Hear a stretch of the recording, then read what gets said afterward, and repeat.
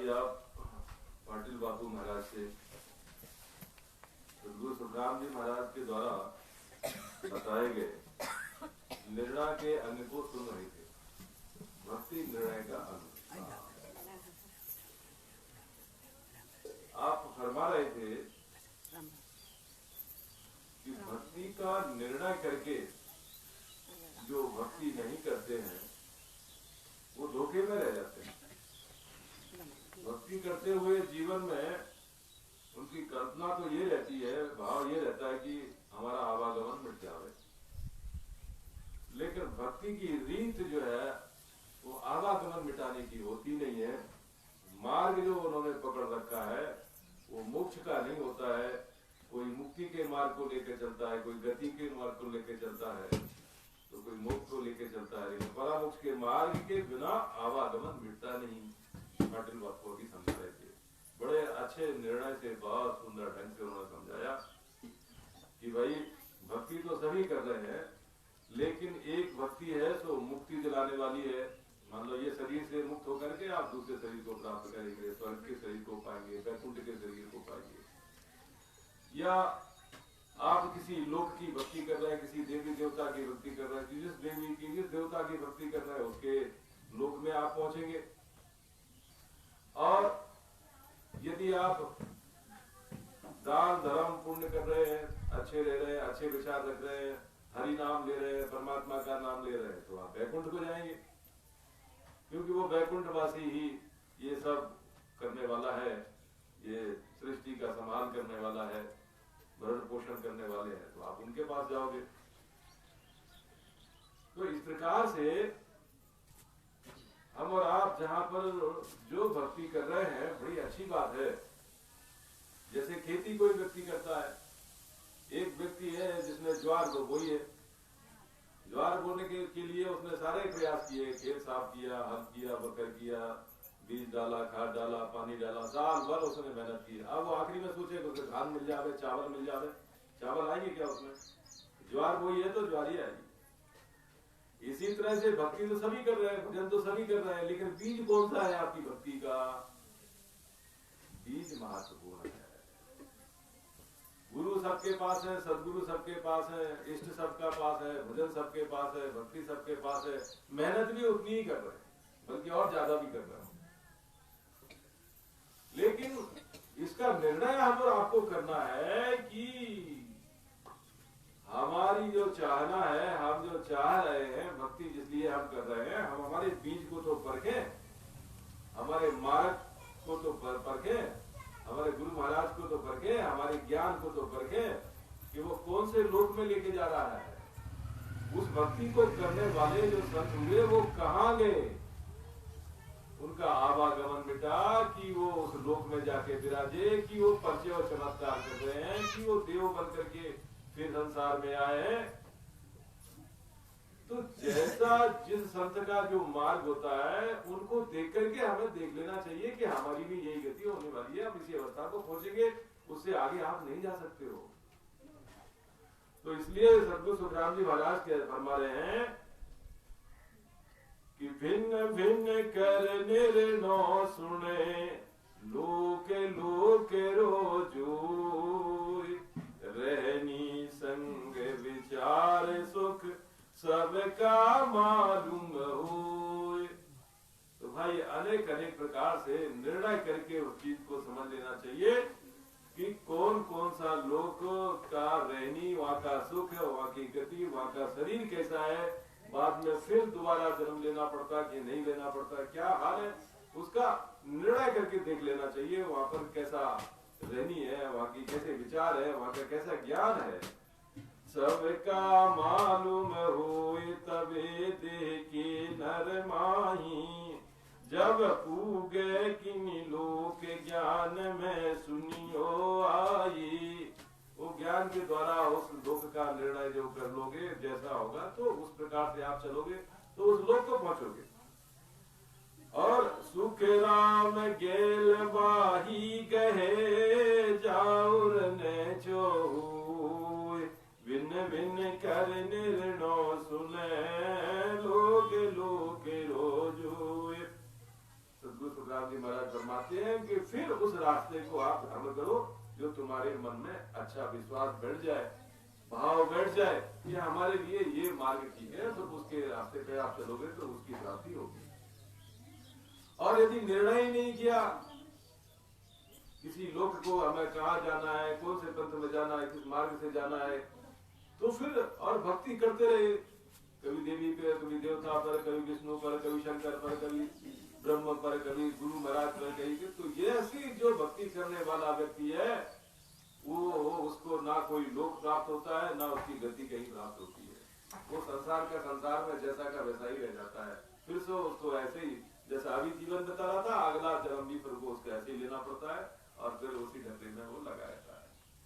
इसलिए भाई भक्ति कर रहे हैं आप, उतनी मेहनत कर रहे हैं, उतनी ही मेहनत में, उतने ही समय में, ये मौका बार बार आने वाला नहीं है, तो निर्णय करके भक्ति करो। आपको आवागमन मिटाना है कि फिर से दूसरा जन्म लेना है कि अच्छे घर में जन्म लेना है कि क्या करना है आपको, उस लोक का निर्णय कर करके आप अपना निर्णय लो, फैसला लो, फिर भक्ति करो।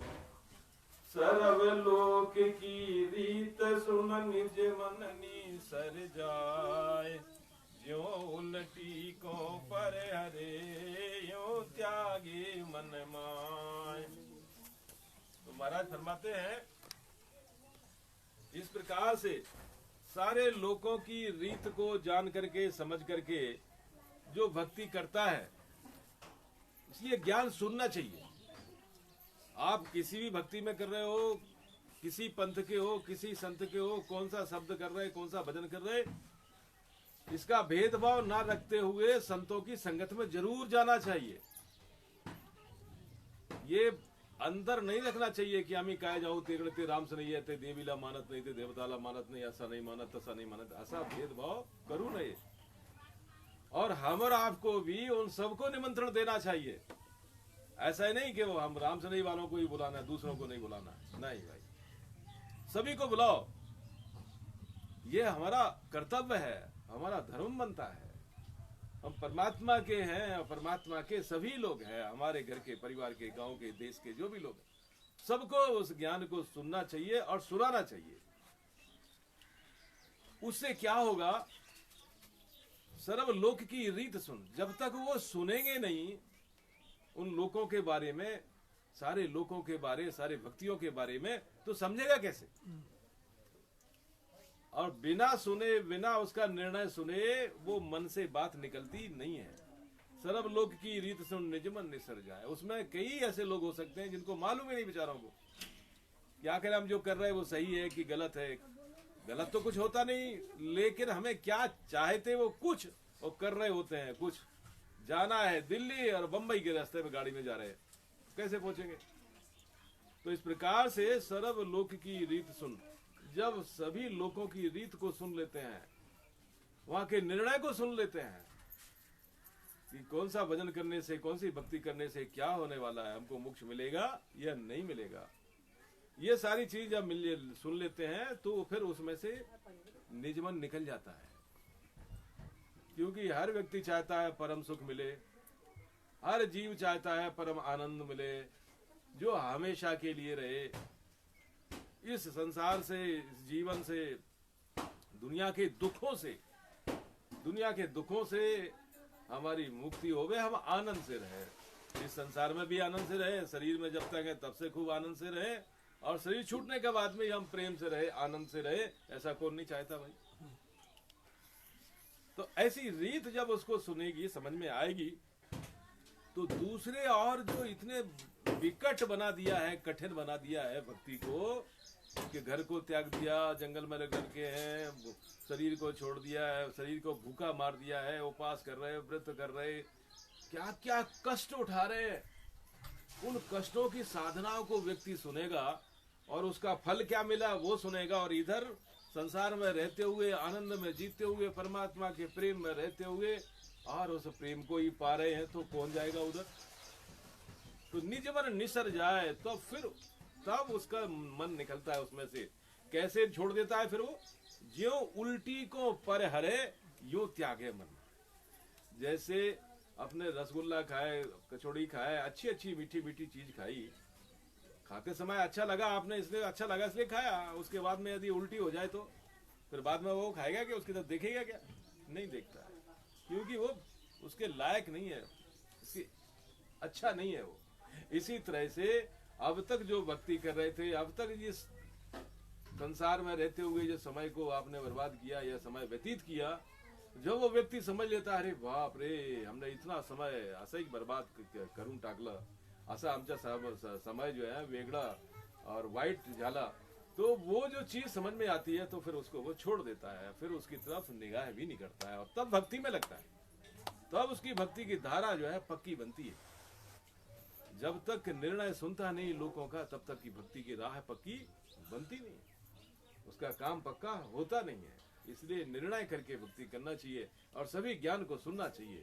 संतों के ज्ञान को सुनो, कैसा क्या बता रहे हैं महाराज। और फिर क्या बताते हैं कि यूं त्यागे मन माए मुख प्यारी जब लागे। तब फिर वो जब निर्णय सुन लेता है कि और भक्तियों में भाई आनंद नहीं, इसमें हमारा कल्याण नहीं, इसमें सुख नहीं, हमारा सुख तो हमारे परमात्मा, हमारा सदगुरु जो हमारे पास ही है, मेरा ही है, जिसको कहीं से आना नहीं है, किसी लोक से आके प्रकट नहीं होना है कि उसका आवाहन करेंगे, उसका पूजा करेंगे, उसकी इतना साधना करेंगे तब आके वो दर्शन देगा। अरे वो तो तुम्हारे हमारे साथ में अपना जो है, और अपने को, अपने परमात्मा को, अपने सदगुरु जो आपके साथ में ही है, उसको छोड़ करके हम दूसरे का भजन क्यों करें। जब उसको ये समझ में आ जाती है तो फिर वो सारी चीज छोड़ देता है और फिर उसको मोक्ष का मार्ग अच्छा लगता है। यानी कि फिर वो उसको जो घट के अंदर जो परमात्मा है, जो सदगुरु आपके साथ में है, वो अच्छा लगता है। कैसे अच्छा लगता है? ज्यों बालक माँ हेत काम कामी सुर जागे। उसको फिर इतना प्रेम हो जाता है जैसे बच्चा जो है अपनी माँ से प्रेम करता है, अपनी माँ को छोड़ करके और कहीं नहीं जाना चाहता, वो माँ को किसी भी हालत में नहीं छोड़ना चाहता है। उसी प्रकार से जब ये पता चल जाता है कि मेरा परमात्मा मेरे साथ में ही है, मेरे जीव के साथ में ही है, मेरे शरीर के साथ में ही है, मेरे मन के साथ में ही है, मेरे साथ में सदा है और रहेगा, शरीर छूटने के बाद में भी वो साथ में रहेगा। सो जाते हैं तब भी वो ही रहता है। हमारा स्वरूप जो है प्रेम का है, हमारा स्वरूप आनंद का है। हमारा प्रेम और आनंद हमसे कभी दूर नहीं होता है, भले ही हम उससे बेमुख हो जाते हैं। तो ऐसा जब समझ में आ जाएगा तो फिर उसका प्रेम बढ़ जाता है, प्रेम से प्रेम बढ़ जाता है, अपने स्वरूप से प्रेम बढ़ जाता है, अपने राम से प्रेम बढ़ जाता है। काम काम ही सुल जागे। और जिस प्रकार से कामी पुरुष के अंदर स्त्री से प्रेम होता है और उसको छोड़ता नहीं है, उसमें उसके में इतना प्रेम हो जाता है, ऐसा ही प्रेम उसको अपने सदगुरु से, अपने परमात्मा से, अपने राम से प्रकट हो जाता है। सुख राम ज्ञान प्रकाशियो, सुख राम ज्ञान प्रकाशियो, केवल उपजे आय, सरव लोक की रीत सुन, निज मन ने सर जाए। इस प्रकार सारे लोकों की रीतियों को सुन करके उसका निज मन उसमें से निकल जाता है। अब वो निराला हो जाता है, सबसे मुक्त हो जाता है। आता काय करू, तर हे सगळे बरोबर नाही, आमच्या जीवाच्या कल्याण कसा होईल हे त्यामध्ये त्याची लगन लागलेली जाती। और फिर वो अकेला हो जाता है और फिर वो सोचता है कि हे परमात्मा अब क्या करूं, हे राम जी, हे मालिक तू ही है। और जहां ये अवस्था आती है तो उसके अंदर केवल प्रकट हो जाता है, केवल उपजे आए, सुखराम ज्ञान प्रकाशियो। समझ रहे आप निर्णय का अंग कितना महत्वपूर्ण है। सारे लोगों की भक्ति और सारी चीजों को सुन करके, निर्णय सुन के बाद उसके अंदर ज्ञान का प्रकाश होता है कि अरे हम क्या कर रहे थे, हमें क्या करना चाहिए, हमने सच्चे मार्ग को नहीं पकड़ा था। और जहां उसकी ये समझ में आती है ये बात, ये ज्ञान उसका प्रकाश होता है, तो उसके अंदर केवल उपजता है। केवल उपजने का तरीका, केवल कब उपजता है उसके बारे में बता रहे महाराज। ऐसे केवल प्रकट होता है, ऐसा वो परमात्मा का प्रकाश, परमात्मा का तत्व अंदर प्रकट हो जाता है। सरव लोक की रीत सुन, निज मन ने सर जाए। देखो भाई, मन और निजमन, निजमन बोल रहे हैं, निजमन निकल जाता है वहां से। तो मन क्या होता है और निजमन क्या होता है? अभी आप जो बैठे हो ना, अभी एकदम शांत में बैठे हो, सीधी बात सुन रहे हो, ये आपका निजमन है। ये शांत अवस्था में जो प्रेम में लगे हुए हो, शांत अवस्था में जो बैठे हो आप, एकटक शांत जो बैठे हो, प्रेम में बैठे हो, इस समय आपका मन निजमन है। और जैसे ही संगत से बाहर, संगत का विषय समाप्त हुआ और दूसरे घर गृहस्थी की बात शुरू करना शुरू कर देती है, तो इन मन शुरू हो जाता है। फिर मन ये देखता है कौन सी चीज अच्छी, खाने में अच्छी, दिखने में अच्छी, कहने में अच्छी, ये अच्छा कि वो अच्छा, कि वो अच्छा, कि वो अच्छा। ये क्या है? ये मन है। जो इंद्रियों के साथ मिला है, तुम्हारे शरीर के साथ और इंद्रियों के साथ जो मिला हुआ है, वो है मन। इंद्रियों और शरीर के साथ जो शांत और आपके प्रेम की अवस्था में जो आप बैठे हो, शांत रहते हो, उस समय जो सुनते हो, या उस समय जो मन है, वो होता है आपका निजमन। तो निजमन मूल है आपका, हमारे जीवन का मूल है निजमन। तो महाराज फरमाते हैं, इस प्रकार से लोक लोक की रीत सुनने के बाद में तुम्हारा जो निजमन है, जो तुम्हारी आत्मा है, वो उस चीज को छोड़ देती है और फिर इस मार्ग में लग जाती है। लेकिन महाराज फरमा रहे, इसलिए ये चीज बहुत महत्वपूर्ण है। जब तक तुम्हारा निजमन अन्य चीजों से, संसार से, दुनिया से, भक्ति से, अन्य चीजों से जब तक निकला नहीं है, तब तक तुम परामोक्ष में नहीं जा सकते। महाराज फरमा रहे, बिन निर्णा सुनिया बिना परम मुख नहीं जाए, करनी साजी छे बिना गरज सरे नहीं काए। महाराज फरमाते हैं कि भाई, जब तक तुम इस प्रकार का निर्णय नहीं सुनते हो, जब तक का निजमन आपका अन्य चीजों से निकलता नहीं है बाहर, तब तक परामोक्ष को आप नहीं जा सकते हो। क्योंकि बिना सही चीज को, बिना सही मार्ग मिले हुए आप उस रास्ते पे नहीं पहुंच पाते। अरे परामोक्ष की तो बात छोड़ दो, महाराज कहते साधारण किसी गांव में पहुंच जाओ, किसी का घर ढूंढना हो तो उसको पूछना पड़ता है किसी को, कौन सी गली से जाए, कितने घर पे है, उसकी क्या निशानी है, वो घर कैसा है। तो ये सारे निशान, ये सारी चीजें सुनना पड़ती, समझना पड़ती। ऐसे ही तुमको परामोक्ष जाना है, आनंद लोक को जाना है, परम पद को पाना है, तो परम पद के बारे में भी आपको फिर सुनना होगा कि हमको भजन कैसे करना है, भजन करते करते फिर हमारी अवस्था कैसी होगी, हम इससे कैसे अलग होंगे, जीते जी इससे कैसे अलग होंगे, हमारे शरीर के अंदर क्या क्या लक्षण प्रकट होंगे, हमारे अंदर क्या क्या अनुभूतियां आएंगी, हमारी कैसी अवस्था बनेगी कि वो परम पद की अवस्था होगी। इस चीज को आपको समझना पड़ेगा। जब सुनोगे, समझोगे, तो फिर उस रास्ते पे अपने आप चल जाओगे। फिर भजन यही करोगे, यही भजन आपको उस मार्ग में लेके जाता है, और वो भजन आपको फिर वो ज्ञान को खुला करते चला जाता है। बिन सुनिया किन्हीं गांव को न विद पूछे कोई, चालन की श्रद्धा घनी पन फिर गोता खाए, बिन निर्णो सुनिया बिना परम मुख नहीं जाए। अब कोई व्यक्ति हो और बोले कि अरे मैं कैलाश शिंदे का घर अभी ढूंढ लेता हूँ, मेरे पास मोटरसाइकिल है, मेरे पास कार है, इधर से जाऊंगा, उधर से जाऊंगा, पूरा घर पूरा गांव छान मारूंगा, फटाके ढूंढ लेगा। ये क्या आदमी पैदल पैदल जा रहा है, कहाँ कब तक पहुंचेगा। लेकिन पैदल चलने वाला व्यक्ति यदि सही, उसको सही मालूम है ना कि कौन सी गली से जाना और शिंदे का घर कौन सा है, तो जल्दी पहुंच जाएगा। और जो मोटरसाइकिल वाला दिन भर घूमेगा लेकिन उसको पता ही नहीं कि घर किधर कौन सी गली में, पहुंचेगा क्या? नहीं पहुंचेगा। इसलिए खूब जोर से भजन करता है, खूब जोर से भजन करता है, खूब ध्यान करता है, वर्षों वर्षों तक भजन करता है, रास्ता नहीं मालूम कि भजन से कौन कौन से स्थान से जाना है, कैसे कैसे जाना है, किधर से पलटना है, कौन से स्थान पे क्या चीज आने वाली है, कैसा ध्यान लगाना है, कहाँ पर जाना है, कैसे करना है भजन, यही नहीं मालूम होगा तो आप पहुंचोगे कैसे 10वें द्वार के बाहर। हमारे बड़े भाई साहब दादाजी आए, बाबा जी थे जब धनोड़ा में, पाटन साहब दादाजी आए थे अपने संतान सिंह, कहाँ पर? धनोड़ा में। हाँ। खूब भजन करते थे वो। हाँ। तो बाबा जी बोले, या हो भाऊ बसाई गड़े बैठो। भजन करे, भजन तो अच्छा कर रहे हैं आप। बोले हाँ बाबा मैं बहुत भजन करता हूँ। अच्छा भजन कर रहे, कहाँ कर रहे, कौन से स्थान पे कर रहे? ये क्या धनोड़ा में बैठ के कर रहा हूँ, और कौन से स्थान पे कर रहा हूँ? वहां अपने रामद्वारा में करता हूँ, यहाँ आपके सामने कर रहे हैं, यही तो स्थान है, यही स्थान के लिए तो आए हम। अरे ये स्थान नहीं बाबा, इधर कौन से स्थान पे कर रहे, इधर कौन से स्थान पे कर रहे हो आप जानो, हम तो भजन कर रहे हैं बस। भजन तो तुम्हारा बहुत जोरदार चल रहा। बोले हाँ महाराज भजन बहुत अच्छा करते हैं हम, बहुत अच्छे करते हैं। लेकिन तुम्हारी गाड़ी चल तो रही, लेकिन गाड़ी किधर को जा रही तुमको यही पता नहीं, तो कैसे पहुंचोगे भाई? हाँ ऐसा भी करना पड़ता कि बाबा, तो हमको नहीं पता।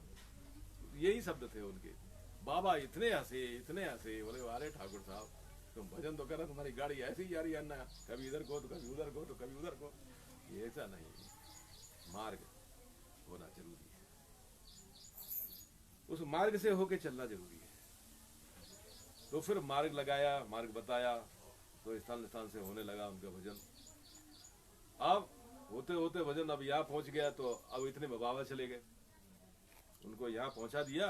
और बाबा अब रोए जोर जोर से, इतना विरह आवे उनको संगत सुनते सुनते, ऐसा कि रोए जोर जोर से।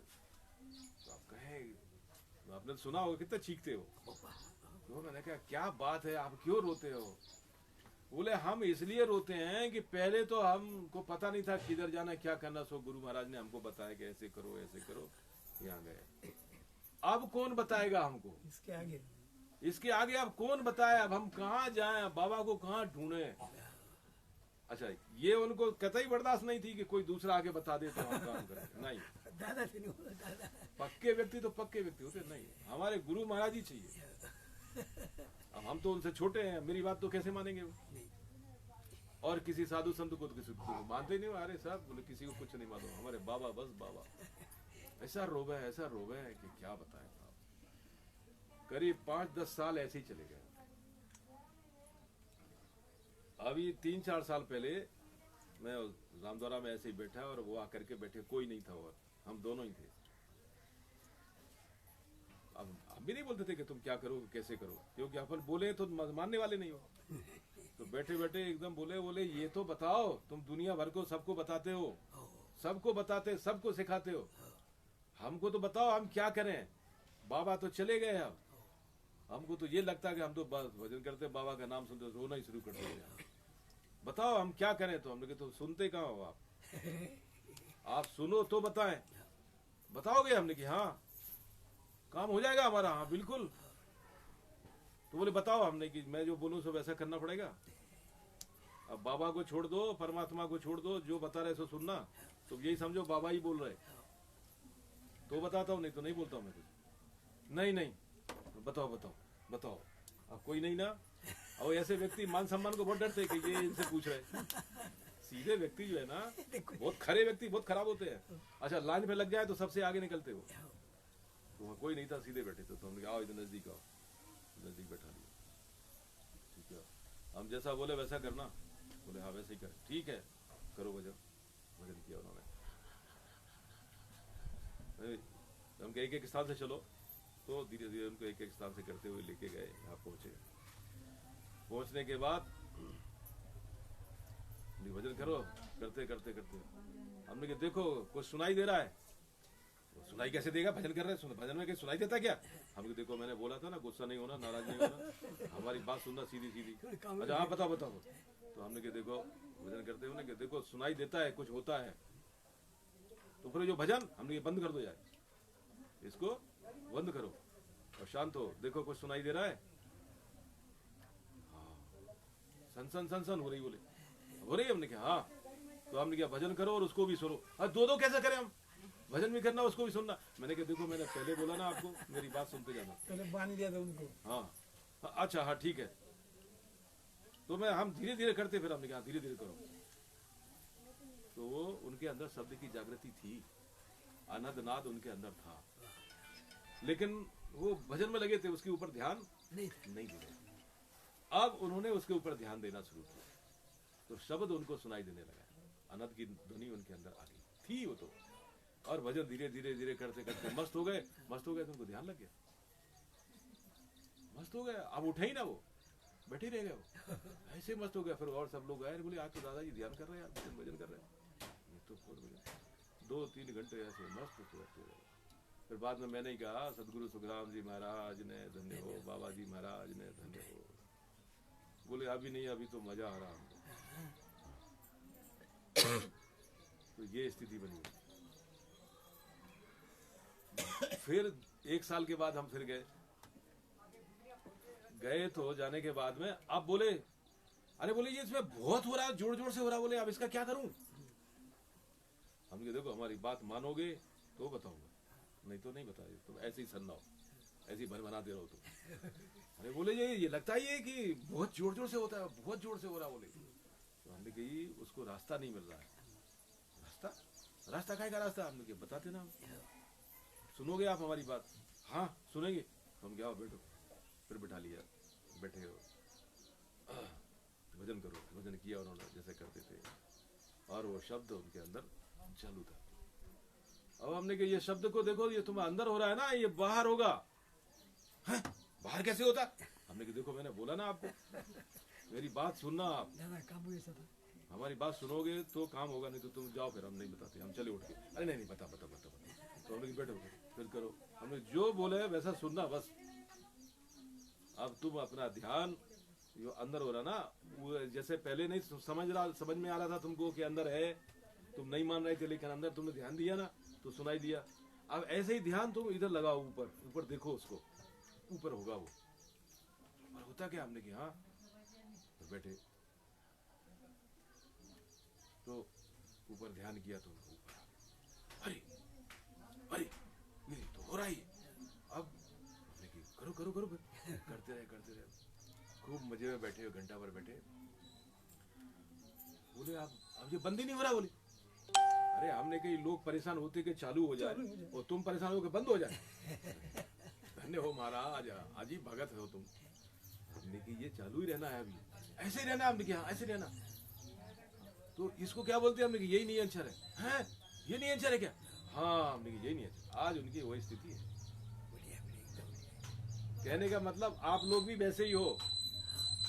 आप सब जितने भजन करने वाले हो, आप सबके अंदर वो परमात्मा की कृपा है, मेहर है, भजन सबके अंदर है, लेकिन आप ध्यान नहीं देते हो उसका।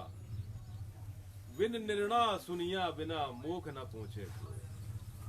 जब तक तुम इस भजन की रीत को, इस चीज को सुनोगे नहीं, समझोगे नहीं, तब तक नहीं निकल पाओगे। इसके लिए बहुत कुछ ज्यादा करना ऐसी बात नहीं है। जिसके अंदर प्रेम है, भक्ति है, वो करता ही करता है और रोकने से भी नहीं रुकता है। कमी कहाँ पड़ रही? तुम्हारे भजन और भक्ति की कमी नहीं है, समझ की कमी। आपको सिर्फ समझ की कमी, आपके ज्ञान की कमी। कैसा होता है, कहाँ होता है, किधर होता है, कैसा होता है, ये समझना है आपको और उसके ऊपर ध्यान देना है बस। अब देखना ध्यान क्या होता है, कैसे ध्यान देना। देखना एक उदाहरण हमेशा देता हूं मैं। देखो ये चिड़िया बोल रही ना, ये देखो बंद हो गई। देखो ये बोल रही ना, बोल रही। ये चिड़िया को क्या बोलते? चिमनी की आवाज येऊन राहिली का? एकूण राहिले का तुम्ही सगळे? हो। इसके पहले सुन रहे थे क्या? वो बहुत देर से बोल रही, लेकिन वो तुमचे कान काय बंद होते का? ध्यान उधर नहीं था। ध्यान उधर नहीं था, चिमणी चालू थी, तुमच्या तिकडे ध्यान न होतं, त्यासाठी तुम्ही ऐकून न होतं। ध्यान दिया तो सुनाई दे रहा।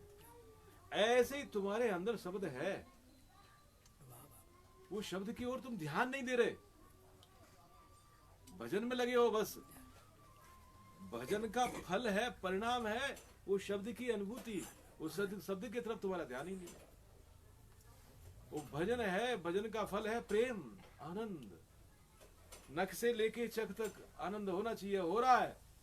तुम बोलते हमको तो होता ही नहीं क्या? तुम ध्यान ही नहीं देते। भजन करके थोड़ा शांत रहने की कोशिश करो, शांत रहो। भजन करने के पहले शांत, होने के बाद भजन करो। शांत हो जाओ तब भजन करो, तो शांति में चलोगे।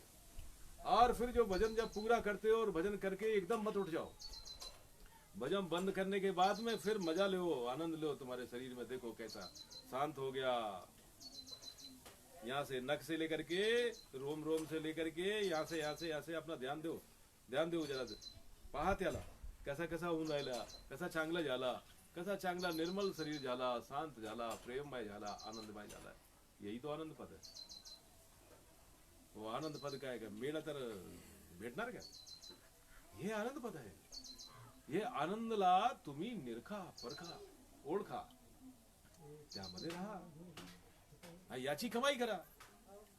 तुम्ही फक्त भजन करते राम राम राम राम राम राम राम आधा घंटा 15-20 मिनट किए और उठ के अपने काम में चालू, इधर चालू। अरे जो भाई तुमने खिलौने में जो चाबी भरी थी ना, वो नाचने वाला है, वो नाच रहा है, उसका नाच का आनंद तो दिया ही नहीं। घमंडी के संवाद में एक महाराज ने बड़ा सुंदर वो दिया है कि नाच इन घट में होता है, भजन को, भजन का नाच, भजन का आनंद, भजन तो करते हो लेकिन आनंद नहीं लेते हो उसका। कमाई किसकी करनी है? आनंद की, आनंद के पद की। वो आनंद तुम्हारे घट में है लेकिन तुम उसकी कमाई करते नहीं हो, उसकी तरफ ध्यान देते नहीं। तो इस प्रकार से ये चीज महत्वपूर्ण है, इसको ही कहते हैं ज्ञान। खास ज्ञान यही है ना। और लखपति भाऊ बरोबर है कि नहीं? बरोबर है, ध्यान दाव तो। हाँ, ये जर तुम्हारा समजला नाही तर तुम्ही जीवनभर भक्ती करा, संगती करा, पंगती करा, काहीच करायचं नाही, फायदा काय आहे ना। ये तुम्हाला ये लाभ होणार है, ये लाभ हो रहा है, तो उसका लाभ को तुम कीमत ही नहीं समझ रहे। कळालं नाही, कळायला पाहिजे। त्यासाठी करून राहिले आपण। हा, यासाठी संगत आहे, याला म्हणतात संगत। आणि जे आपण करून राहिले ते संगत नाही, ते पुण्य खट्टे करून राहिले। चांगला काम करताना त्याला अच्छा, चांगले काम करने की, अच्छे काम करने का फल क्या होता है? चांगले काम करने की फल ये होता है कि तुम संगत में बैठते हो और कभी न कभी कोई शब्द आपको ऐसा लग जाता है, उसका काम हो जाता है। सकल सुकृत फल राम सनेहु, राम कृपा बिन पावे न तेहु। कई जन्म का। और अभी जो कर रहे हैं ना, उस संगत का जो सेवा का जो भाग है ना, फल है ना, वो क्या है? किसी संतों की वाणी, संतों का ज्ञान तुम्हारे अंदर उतर जाता है, बैठ जाते हो, शांत हो जाते हो, सुन लेते हो, समझ जाते हो। वो वाया जात नहीं थी तुमची सेवा ही है ना, ते वाया जात नहीं, त्याचा फळ हे आहे। तो इस प्रकार से आप जिस रास्ते पे चल रहे हो, महाराज फरमा रहे, बिन निर्ना सुनिया बिना परम मुख नहीं जाए,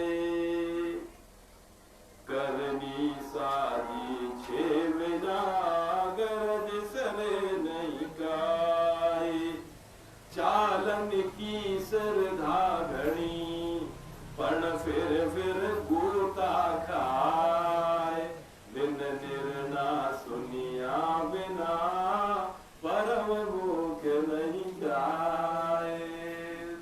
चलने की खूब श्रद्धा है, बिन निर्ना भक्ति करे, श्री नर नारी बेकाम, भड़ बेटा खाता फिरे, किनियन पहुंचे धाम, किनियन पहुंचे धाम, पंथ पकड़ा बिन कोई, आकरता की रीत मान जय। पण हे आम्हाला पाहिजे ते भेटणार नाही, म्हणून काय फायदा? वो कह रहे आकर्ता की रीत मन जैसा हरि होई। वो तो कर्ता की रीत है, परमपद की रीत नहीं है। जैसे कि अभी पाटिल महाराज ने बताया कि वो पांडुरंग वहां पहुंच गया और सारी कैस उन्होंने कर दी, सब छुटकारा कर दिया उन्होंने। लेकिन ये इससे क्या हो गया? ये कोई बड़ी बात नहीं है, ये नहीं चाहिए हमारा। इससे तो बेचारा पांडुरंग परेशान हो, तुम परेशान, तुम्हारा काम तो होगा नहीं। तुम्हें ये काम कर दिया उसने, राजा का निपटारा कर दिया। जाकी जैसी चाकरी ताको तेसो दे। राम जरो का बैठ के सबको मुजरा ले वो जाकी जैसी चाकरी ताकी तेसो दे। तो चाकरी के काम है, जो मेहनत के काम है, जो तुमने किया था उसका फल तुमको मिल गया। लेकिन आपको क्या चाहिए? परामोक्ष चाहिए, सदा आनंद चाहिए, सदा सुख चाहिए। ये छोटा काम कर गया, आप फिर जितनी कमाई की थी उसका फल उसने एक बार दे दिया, बार बार आ गया पांडुरंग। फिर उसकी मेहनत करना हो, उतनी भक्ति करना। ये भक्ति फिट गई उसकी, मोबाइल लिया ना, हो गया ना। महीने भर काम करा सो वेतन मिल गया, अब महीने भर करोगे तो आगरा मिलेगा, नहीं करो तो कहां से मिलता। ऐसी भक्ति किस काम की यार?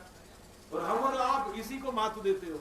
काय भक्त झाले, काय भक्त झाले, ये आम्ही नाही सांगू राहिले, महाराज ने सांगितलेलं आहे खरी खरी गोष्ट। हे सगळे लुटलेले व्यक्ती आहे मार्गामध्ये, भक्ति के मार्ग में कमाई करून करून सगड़ा लूट लिया इन लोगों को माया। वो कर्ता बन के आया, पांडुरंग बन के आया और लूट गई तो ले गया तुम्हारी भक्ति हो, और क्या लेके गया? और फिर उसने कमाई कर। तो जितने ये चमत्कार हुए हैं भक्तों के, और जो परमात्मा बन के जो प्रकट होते हैं, वो काल है। काल किसे कहते हैं? जो तुम्हारा लूट ले गए, तुमने जो कमाया तुम्हारे काम कर दिया, तुम्हारी भक्ति हो खत्म हो गया, फिर करो। रिद्धिया सिद्धिया चमत्कार ये सब ऐसे ही होते हैं। ऐसी भक्ति से क्या फायदा भाई? तुम तो जैसे कि वैसे ही रह गए। आपने खेती में 1,00,000 2 लाख रुपए कमाए और कोई तुमको पकड़ के ले जाए और तुम्हारा पैसा वो चला आता 2 लाख झाले ना, 5 स्टार होटल में कश्मीर में लेकर के कहीं बिठा दे तुमको होटल में, मजा करा, मौज करा, 10 दिवस मध्ये सगळा कसम करून बाद में ला करके फिर तिवरंग में छोड़ दिया, मरो। आता सालभर काय खाऊ? आता मरा, काय खाऊंगा? तुमने जो कमाया था वो तुमको दे दिया, हो गया फिर। आता ये काय झालं का? ये काय काम आहे का? ऐसे ही ते भक्ति है संसार की। ये दान पुण्य धर्म, ये सारे अच्छे कर्म, ये सब ऐसे ही पुण्य कमाने जैसे ही है, और इसका पुण्य का फल वो एक बार तुमको दे देता है, और वो भुगतने के बाद फिर तुम जैसे के तैसे। असर पाहिजे का तुम्हाला? असर पाहिजे का? परम सुख पाहिजे, परम आनंद पाहिजे। और इसमें आप देखो वो परम आनंद, परम सुख किसको मिलता है? कैसी भक्ति करने वाले व्यक्ति के अंदर होता है, कैसा भाव उसका होना चाहिए। ये क्या बता रहे इधर? आकर्ता की रीत मन जैसा हरि होई। तुम्हारा मन जैसा है वैसा हरि बन जाता है। तुमचे मनामध्ये जसा भाव है तसा देव प्रकट होऊन जातो। झाला तिचके काळाला उतने समय के लिए वो प्रकट हो गया, काम खत्म हो गया, फिर दोबारा करो, फिर प्रकट करो। ये क्या है कि? तो ये हो गए तुम्हारी मेहनत मजदूरी करके, जैसे कोई पैसा कमाता है, खेती करके, दुकानदारी करके, बिजनेस करके पैसा कमाता है। तो कितना पैसा कमाए, कितना पैसा कमाए, राजा हो सकता है क्या हो? राजा के पास तो अखंड अपार धन रहता है, खजाना रहता है, उतना कमा सकते क्या तुम? अच्छा, अब यदि वो राजा तुम्हें गोद में ले ली तो, या तुम जाकर के उसमें उसकी गोद में चले जाओ, किसी तरह से वो स्वीकार कर ले, आप उसके जो है राजकुमार बन जाओ, तो फिर सारा खजाना, सारी दौलत आप बिना कमाए। बस ठीक इसी तरह से सदगुरु सुखराम जी महाराज फरमाते हैं कि ये परामोक्ष का जो पद है, सदगुरु इसलिए कहते हैं। सदगुरु को बाप जी क्यों कहते? किसी और भक्ति में किसी को बाप बोलते क्या? इस भक्ति में सदगुरुला काय म्हणतात? बापजी म्हटले म्हणजे याना बापजी म्हटले म्हणजे यांच्याकडे जे काही आहे ते सगळं तुमचं झालं, काही कमी राहिली नहीं। सच्चा सदगुरु, सच्चा शिष्य जो है वो पूरा पूरा उतर जाता है।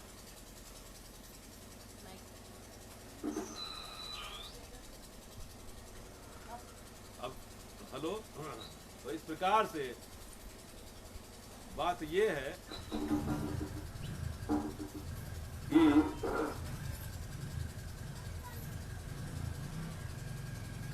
बाबा जी से क्या लेना था? बाबा जी के हम हो गए, हमारे बाबा जी हो गए तो पूरा पूरा आ गया। हमें कुछ करना पड़ा क्या? आप ही बताओ। बोले मुझे 50 बार बोलते हैं सारडा जी, अक्सर बोलते हो बाबा जी के पास जो था वो सब तुमको दे के चले गए, अब तुम तो कमाई करो कुछ। अब क्या बोलते हो? उनके पास जो था, उनके पास जो था वो सब आपको दे के चले गए, सब कुछ आ गया तुम्हारे पास। लेकिन इससे काम नहीं चलेगा, कुछ और तो करो ना, अपना अपनी कमाई बताओ कुछ।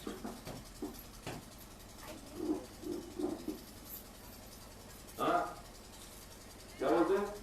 अभी अपनी कमाई तो बताओ। ये तो हम बहुत दिन से सुन रहे हैं, ये सारी जो चीज है वो बाबा के पास जो थी वो पूरी आ गई, लेकिन अब अपनी कमाई तो बताओ ना, कुछ तो करो। इन्होंने भी डाटा एक कर दो, करना पड़ेगा सर। योगी ने बहुत डाटा मुझे 12 बजे रात को, बहुत हो गया सुनते सुनते। ये वाणी जी, वो वाणी जी, इसका अर्थ ये, इसका अर्थ ये, ज्ञान हो गया, जिंदगी भर से सुन रहे। अभी कुछ अपना होना चाहिए आपको। बाबा देख के गए, बाप की कमाई खा खा करके मोकले वाला, बाप की कमाई को आगे बढ़ाना है ना। बढ़ा है। हाँ, गुरु ऋण से ऋण होना है। गुरु के ऋण से ऋण कब होता है व्यक्ति कि गुरु महाराज ने जो आपको ज्ञान दिया उस ज्ञान को और आगे बढ़ाओ और आगे बढ़े हो, और तुम उसको पाकर उसी में मस्त हो। लोग बाबा कर रहे हैं, बहुत अच्छा है, बहुत अच्छा है, बहुत अच्छा, बहुत अच्छे में घूम गए, अभी क्या अच्छा है, इसमें है क्या तुम्हारा? गुरु महाराज ने जो आपको दिया है उस ज्ञान को आगे बढ़ाना है, उसी को आगे बढ़ाना है, तब गुरु के ऋण होते हैं। तो परामर्श के लिए महाराज फरमाते हैं, देखो समय क्या है, 11 हो गया।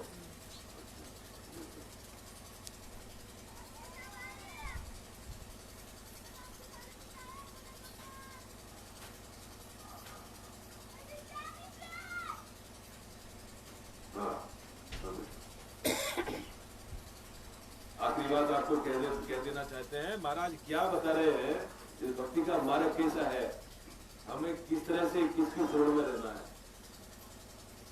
जो आपको उदाहरण दिया ना, अभी खेती से पैसा कमाओ, धन से कैसा कमाओ, बिजनेस से पैसा कमाओ, कितना पैसा कमाओगे तो भी तुम राजा के जितना तो नहीं हो सकते हो। राजा के जितना अपार जो खजाना है उसको आप हासिल नहीं कर सकते, चाहे 10 जन्म लगा दो, चाहे इतना बड़ा बिजनेस हो। हाँ, उसके लिए बता रहे हैं। तो इस प्रकार से महाराज फरमाते हैं कि जो बड़े बड़े भगत हो गए, तो किसी को कोई पद दे दिया, किसी को विष्णु का पद दिया, किसी को ब्रह्मा का पद दे दिया, किसी को वैकुंठ का पद दे दिया, है ना, कोई ऋषि हो गए, कोई मुनि हो गए, कोई हो गए, कोई हो गए। ये क्या कर दिया, ये पद दे दिए, परम पद दिया क्या? नहीं दिया। परम पद किसको मिलता है? राजा अपना पद थोड़ी दे देगा, परम पद कौन सा है? और राजा का, वो सदगुरु महाराज का, वो परमात्मा का खुद का पद है। वो दूसरे पद देगा, वैकुंठ देगा, कैलाश लोक देगा, ऋषि का देगा पद, मुनि का देगा पद, कर्ता का पद देगा, तुमको ब्रह्म का पद दे देगा। खुद का पद देगा क्या? नहीं। खुद का पद किसको देगा? उसका जो राजकुमार होगा उसको देगा। राजकुमार जो रहेगा राजा का, उसको पद, उसका अधिकार स्वतः ही आ जाएगा। और राजकुमार के पास कोई बल होगा क्या? राजकुमार छोटा 5 साल का बच्चा, उसके पास कोई ताकत होगी क्या? ना ज्ञान की, ना बुद्धि की, ना शरीर की, ना कोई ताकत नहीं रहती उसके पास। उसके पास कोई पराक्रम, वो सिर्फ राजकुमार होता है। उसको ये भाव होता है कि सदगुरु महाराज मेरा बाप है, मैं उसका पुत्र। इस बात को पक्का रहता है, इसलिए उसको वो पद मिलता है। सुनो महाराज क्या फरमा रहे हैं।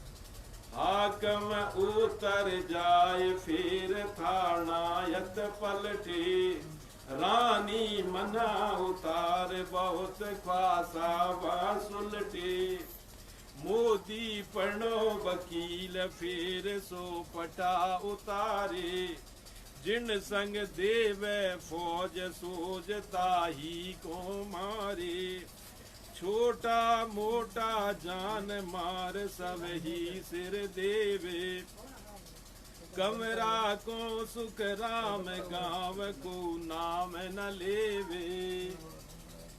महाराज फरमाते राजा ने किसी को अधिकारी बनाया, तो जब खुश है तो अधिकारी बनाया, और अगर नाराज हो जाए तो अधिकार से नीचे कर देगा।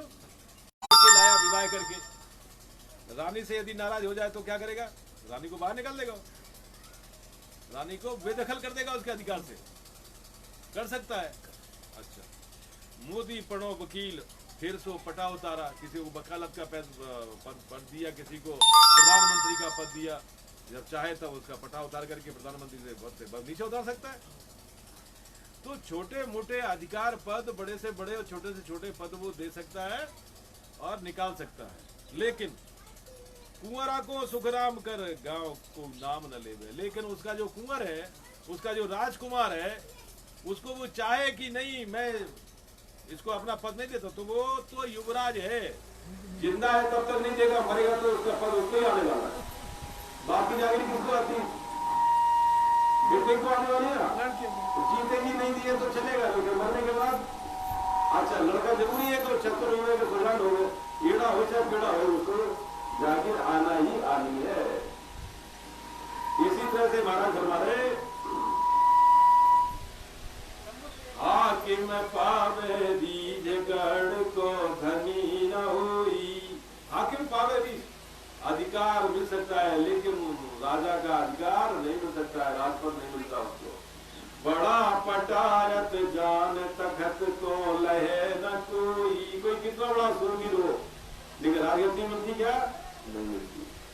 ना जर ख्वासा लूक और रानी वो पावे, माया करो विलास राज सपने नहीं पावे।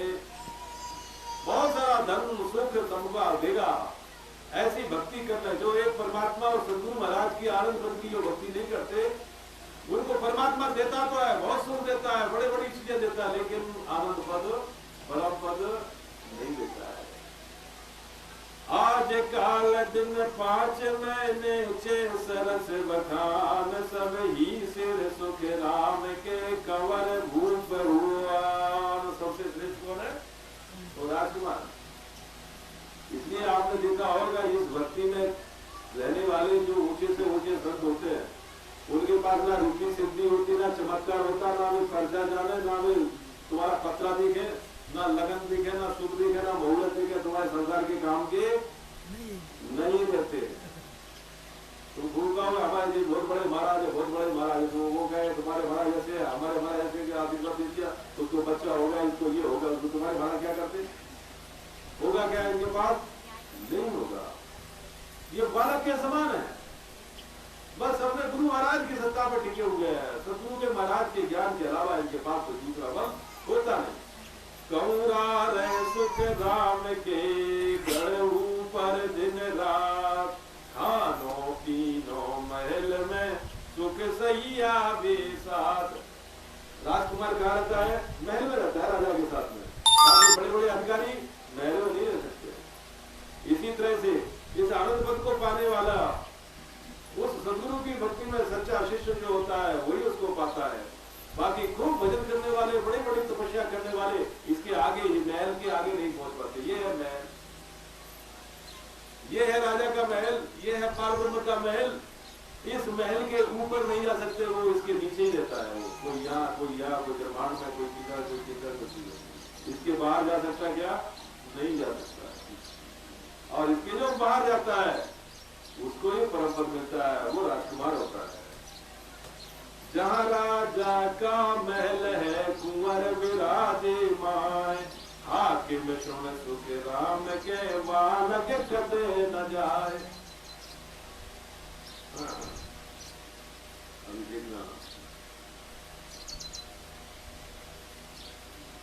फिर वो बालक है कैसा? किसको उस बालक का पद प्राप्त है? वो कुंवर कौन है? वो साधु, वो संत, उसकी पहचान क्या है? कि वो जो है राजा का राजकुमार हो गया, वो सतगुरु महाराज का पक्का बेटा हो गया, उसके लिए होता है। महाराज हमारे हाकिम सुन, अब हाकिम कौन है? हाकिम सुन अवतार, ये अवतार जिसमें है, कृष्ण का अवतार, राम का अवतार, ये 12, 16, 24 अवतार जो है ना, ये क्या है? ये अधिकारी है, और परमात्मा के द्वारा इनको अधिकार दिया गया। ये अवतार जो है तो क्या है? अधिकारी है यहाँ के संसार के, दुनिया के, परम पद के नहीं। देव थाना पत जानो, देवी देवता जो है सो एक एक स्थान के मालिक है। यहाँ का समझो, यहाँ की देवी है, गांव की मालिक ये है। संसार की है क्या? आपके परम पद के लिए है क्या? नहीं। ऋषि मुनि उमराव, जो ऋषि मुनि है, बड़े बड़े तप करने वाले, जप करने वाले, भजन करने वाले जो है तो वो बड़े जागीरदार है। एक एक जागीरदार दे दी उनको, ये पराक्रम दिया कि तुम सृष्टि रचना करो, सृष्टि जो करना है तुम कर सकते हो, बड़े बड़े अधिकार तुमको दिए जाते। सिद्ध फिर पीर वखानो, ये सब वही है। गावे सब रसाल भगत सर गुण सोई, ये सब नानर ख्वास आन जाने सब लोई। बड़े बड़े कीर्तन करने वाले, भजन करने वाले, बड़े बड़े प्रवचन करने वाले, सुंदर सुंदर बातें, अच्छे क्या ज्ञानी है, क्या पंडित है, क्या भक्ति करता है, क्या कीर्तन करते हैं, ये सब कैसे है? नाजर ख्वास, सेवा चाकरी करने वाले जो राजा के लोग रहते ना, हाँ, उनको थोड़ी बहुत इनाम दे देते हैं। क्या अच्छा गाया भाई, जा ले जा, क्या अच्छा सुनाया भाई, ये लेके जा, ये काम के रहते हैं। परम पद इनको नहीं मिलता है। आप निर्गुण ब्रह्म उपास, राम रट गगन सिधाया, सु साधु सुख राम भूप रानी सुत जाया। बालक कौन है? राजकुमार का। राजकुमार कौन है? परमात्मा का राजा कौन है? निर्गुण ब्रह्म उपास, ये सगुण शरीर माया और ब्रह्म के अलावा जिसको आप बता रहे हैं बार बार कि आप अपने स्वरूप में जाओ, उस राम, जो राम जिसे माया और ब्रह्म से अलग प्रियमय और प्रेम भरपूर और आनंद से भरपूर जो राम है, वो उस निर्गुण ब्रह्म की उपासना करने वाले, उस निर्गुण ब्रह्म, उस निर्गुण राम, उस परमात्मा प्रेम और आनंद स्वरूपी राम में रमने वाले जो साधु है, और उसका भजन करते हुए जो गगन को, ब्रह्मांड को जो पार कर चुके हैं, वो है सो साधु, वो साधु सुखराम के भूप रानी सुध जाया। वो रानी से पैदा हुआ, इस ममता से, इस आत्मा से पैदा हुआ, वो राजकुमार है, वो राजा का राजकुमार है, और उस राजा का राजकुमार है तो उसको परम पद मिलने ही वाला है, इसमें कोई शंका। इस प्रकार से बीज मोज सब देत है, सरस निरस सब जान, पण कौरा को सुख राम के जड़े गढ़ में आन। और बाकी भजन भक्ति करने वालों को वो राजा इनाम देता है, लेकिन ये कुंवर जो है ना, ये चाहे भी कि हमको सेनापति बना दो तो नहीं भेजता है उसको, सेना में नहीं भेजेगा लड़ने के लिए। उसको क्या है ना, तुम यहाँ से नीचे उतरना नहीं, तुम इसमें बैठो, महल में बैठो, इधर ही बैठो, तुमको बाहर जाने का काम नहीं। चाहे भी तो भी नहीं मिलता उसको। क्यों? राजकुमार अपने राजा के, अपने राजकुमार को युद्ध में भेजा लड़ने के लिए, अरे कोई मार दे तो जिम्मेदारी किसकी? पब्लिक भी चाहेगी क्या उसको? नहीं रहेगी, इसलिए उसको वहीं उसी पद में रखते हैं। अब हाली सुन चौधरी को डर नहीं गांव से, लेकिन इनका पराक्रम देखो, इन साधुओं का, इन संतों का पराक्रम देखो। जैसे चौधरी का पटेल होते थे ना, मैंने पटेल का कोई सेवक रहता था, उसको बोलते जाओ गाँव में ये बोल के आओ, आज की कल का ये काम है, तो सब डरते थे उससे, भाई पटेल का आदमी है, उसको सताना नहीं, छेड़ता नहीं। और पटायत को ख्वासबान पटेली सो कौन है, और पटेल के ऊपर जो रहता था जागीरदार, वो इसकी बात नहीं मानता था।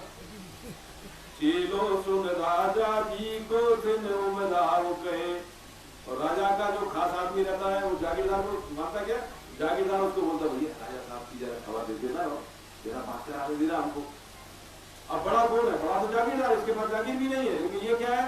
ये सेवक है उनका, राजा का। तो वैल्यू किसकी ज्यादा है? तो सेवक की ज्यादा वैल्यू है। अच्छा, इसी तरह से काजी सुन कुरान पढ़, बादशाह को रद्द करे, पहले जो बादशाह होते थे मुस्लिम बादशाह, वो काजी की इजाजत के बिना कोई नियम बना नहीं सकते थे। अगर कोई नियम कानून बनाना है तो काजी को पूछते थे, मुल्ला जी बताओ कुरान में क्या लिखा है, हम ये नियम लगाना चाहते हैं। बोले नहीं सब बादशाह है, ना हुजूर नहीं चलेगा, कैंसिल करो, तुम्हारा हुक्म नहीं चलता, कुरान में ऐसा लिखा वो करो। तो कौन बड़ा हुआ, काजी बड़ा हुआ कि बादशाह? काजी बड़ा हुआ। मुल्ला सो पुकारे बाग कुरान नहीं माने है। और जो मुल्ला होता है, जो खुदा के नूर में मस्त रहता है, वो कुरान को नहीं मानता है। कैसो के राम राम जी का बेटा बेटी, आन देव सब ही को इसी विधि जाने। इस प्रकार महाराज कहते हैं, इसी तरह और राम जी का भजन करने वाले, भक्ति करने वाले, जो स्त्री है वो है बेटी, जो पुरुष है वो है बेटा। इन सबको सभी देवी देवता जितनी भी सामर्थ्य शक्तियां ब्रह्मांड में है, सब उसका आदर करते हैं। क्यों?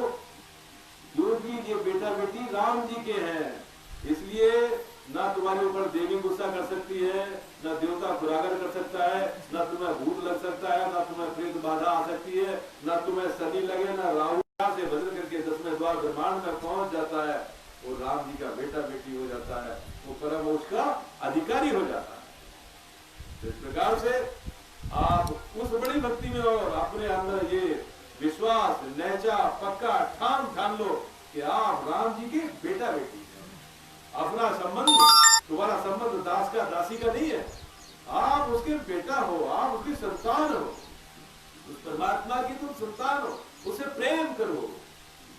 वो प्रेम कर रहा है, वो प्रेम तुम्हारे अंदर है, वो आनंद तुम्हारे अंदर है, उस प्रेम और आनंद का सिर्फ आपको एहसास करना है।